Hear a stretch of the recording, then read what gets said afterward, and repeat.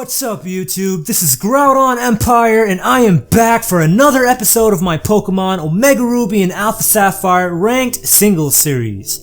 The like goal for this video is 25 likes, so make sure to demolish that thumbs up like button down below. If the like goal is reached, I will continue to upload videos, so make sure to show your support for the channel. If you hit the like button but didn't reach the like goal, make sure to share this video with your friends and anyone you think might be interested so we can expand the empire and get more people to help reach that like goal. Also, the team that I'll be using for this episode is on the left. Take a good look at the team, and before we even find an opponent, leave a comment down below with your vote for who you think will be the most valuable Pokemon, the MVP. After you're done watching the episode, go back and reply to that comment with another comment letting us know if you were right or wrong. Was your vote even selected? How did they do if they were picked? And who do you think deserved to be MVP if you changed your mind? Please let me know down below in the comment section, as I really am interested, and when I retire this team, I will choose the real MVP based on which Pokemon gets the most MVP votes and for the most number of episodes. I hope you guys enjoy the episode.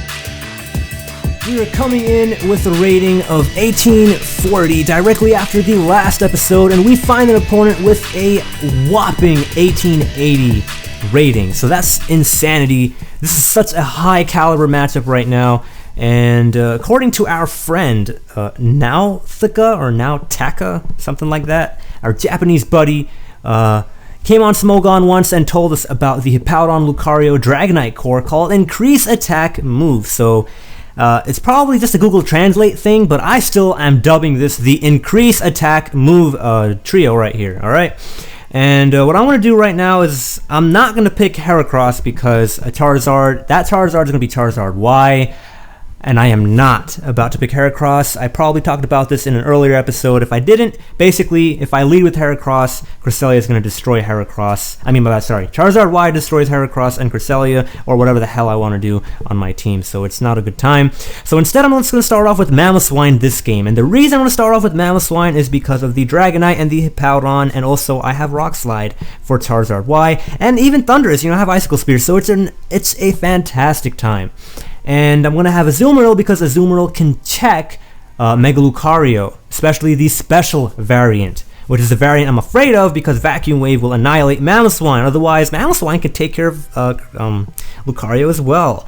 And Azumarill, of course, I have Cresselia for that support, the Lunar Dance, Trick Room if necessary, and the physical wall powers of that thing. And also it can deal with the physical variant of Lucario, so I have a check for the special variant, and I have a check for the physical variant. So I'm having all of my bases covered, and then I also have a counter for Azumarill, and it's just a fantastic time.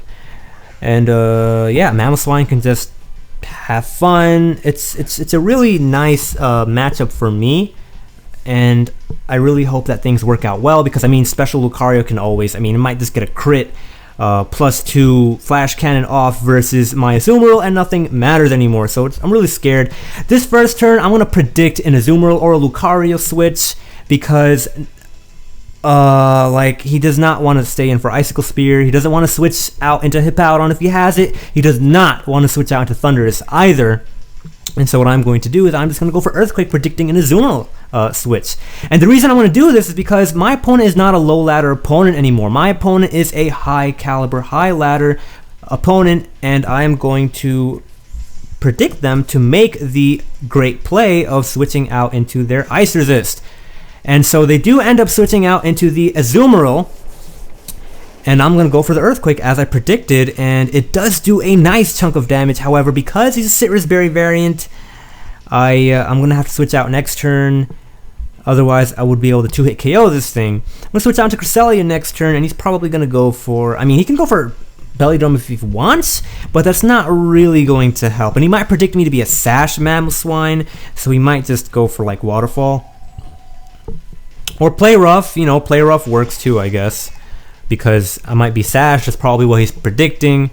And so he gets that Rocky Helmet damage, and right now I'm just gonna go for Psychic because I need this thing gone, or just to do damage. I don't believe, yeah, there's nothing on his team, well, yeah, there's nothing on his team that really resists Psychic, so I can just fire off Psychic until I need to Moonlight, and then I can Moonlight. Now he does reveal the knockoff, but it doesn't really matter because it's not gonna KO me the next turn either, thanks to Rocky Helmet being gone. I don't have an item anymore. And so I can just Moonlight this turn, get my HP back. You know, he might switch out into another Pokemon. He might stay in. Regardless, it really does not matter.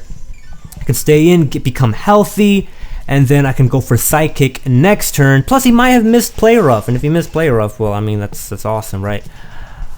Yeah, so I'm gonna go for Psychic this turn, and then he might go for Aqua. Okay, he doesn't go for Aqua Jet. He actually opts to switch out into something else, which he switches out into Lucario. Lucario is not gonna like this Psychic, and we'll see how much damage that does. Oh my goodness, we got a crit.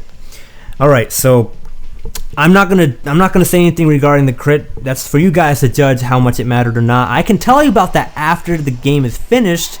Hopefully this Lucario goes down, but yeah, I'm gonna go for Psychic again, and he goes for the Iron Tail, gets the defense drop, he lands it first of all. Okay, he lands a 75% accuracy move, gets the defense drop, and then I end up KOing this thing with the Psychic. So that is phenomenal. And considering how much damage Psychic did, yeah, it didn't matter that I got a crit because what I could have done is I could have just and I'm gonna go for Psychic right now because they're gonna faint. And if they don't faint, it doesn't matter because I don't really need it to worry about anything anymore. I have an Assault Vest.